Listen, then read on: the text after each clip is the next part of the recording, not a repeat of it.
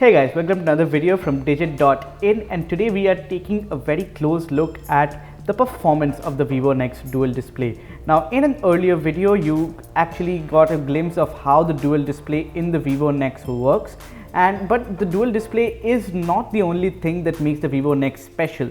It actually packs a lot of flagship hardware including 10 GB of RAM and the ever reliable Snapdragon 845 under the hood, which is also the case for the OnePlus 6T McLaren edition, if you remember. Now you can't go wrong with that sort of hardware, but the question is, do you really need it? And that is what we are trying to answer here in this video. So watch on. To see how the Vivo Nex dual display fares against all the premium Android flagships, we ran a series of performance intensive tests. Now our aim was to see whether the 10 GB RAM in the Vivo Nex actually made a big difference. And to begin things, we started off with the usual benchmark apps and then we tallied the scores. To test whether the 10 GB RAM in the Vivo Nex dual display have a big impact, we took 150 JPEG images in 4 batches and processed them in a batch of 40, 80, 120 and 150 images. We also did the same with the OnePlus 6T McLaren edition to see which of the two are faster. And the results were something like this. The Vivo Nex took around 34 seconds to parse through 40 images, and so did the OnePlus 6T McLaren edition. The Nex took around 1 minute 15 seconds to process 80 images as compared to 1 minute 11 seconds by the McLaren edition. And for the 120 image batch, the Nex took 1 minute 41 seconds as compared to 1 minute 38 seconds. Now when it came to the final batch, the Vivo Nex took 1 minute 40 seconds to crunch through 150 images, while the OnePlus 6T McLaren edition took 2 seconds less at 1 minute 38 seconds. Now next we did the most obvious thing.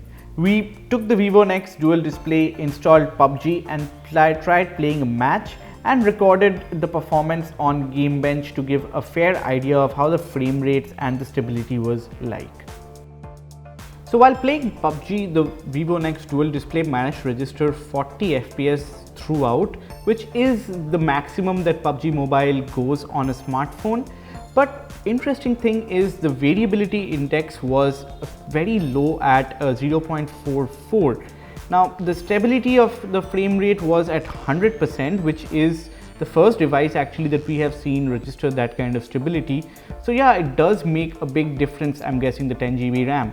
Now as compared to that, the OnePlus 6T McLaren edition also registered 40 FPS, but with 99% stability and 0.85 of variability. So that makes me wonder whether the Vivo Nex is actually a better phone to play PUBG on as compared to the OnePlus 6T McLaren edition. Well, that's up to you to decide, but this is what the data shows actually. The final test that we performed was really intensive and most smartphones can't even finish the test. Now we took an app called Photomate R3 to stitch 16 48 megapixel RAW files taken from the Nikon Z7 into a panorama.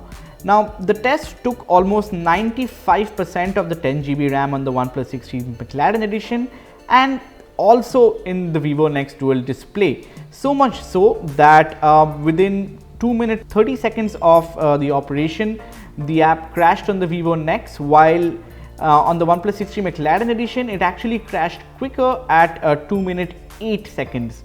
So in that case we will say the Vivo Nex actually comes out on top, even though both of them couldn't finish the test. So yeah, the RAM usage on the Vivo Nex turns out to be a little bit more conservative as compared to the OnePlus 6T McLaren edition, where it has a higher tendency to fill up the RAM even more. Now that the tests are done, it's now time for the results. Now in the benchmark test, the Vivo Nex actually managed to score lower than the 8 GB OnePlus 6T Thunder Purple, but the difference wasn't as big.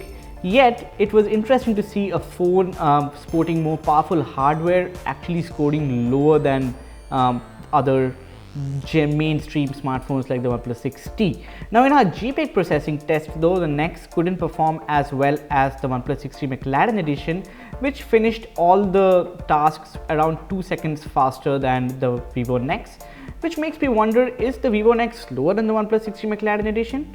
Well, that answer was quickly refuted by our PUBG test, where the Vivo Nex scored an all-time high FPS stability of 100% with a median FPS of 40.